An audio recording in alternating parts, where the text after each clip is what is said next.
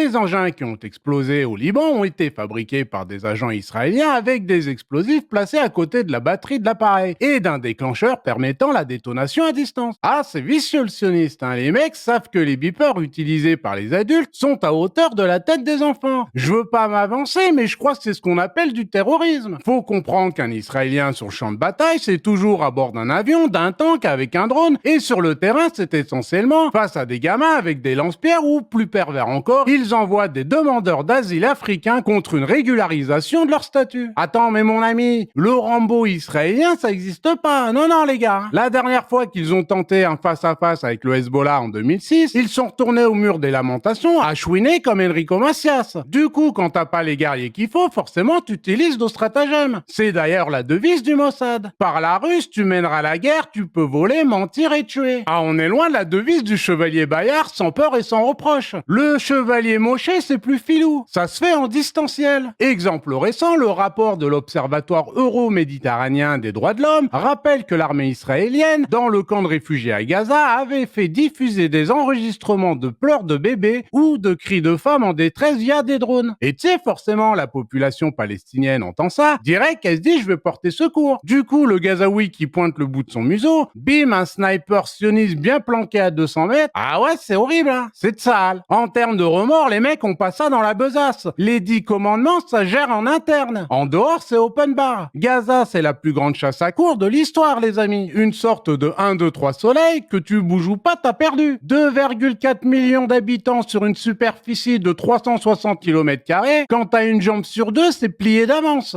Et ça reflète bien les propos du ministre israélien de la Défense, Yoav Gallant. 2 petits points. Nous imposons un siège total contre la ville de Gaza. Il n'y a pas d'électricité, pas de nourriture, pas d'eau, pas de carburant. Tout est fermé. Nous combattons les animaux humains et nous agissons en conséquence. Quand on entend ça, on se demande bien pourquoi on nous a fait chier depuis notre putain d'enfance à mater tous les films et documentaires sur la Shoah si c'est pour créer le plus grand camp de concentration au monde et de canarder les habitants de Gaza à coups de phosphore blanc.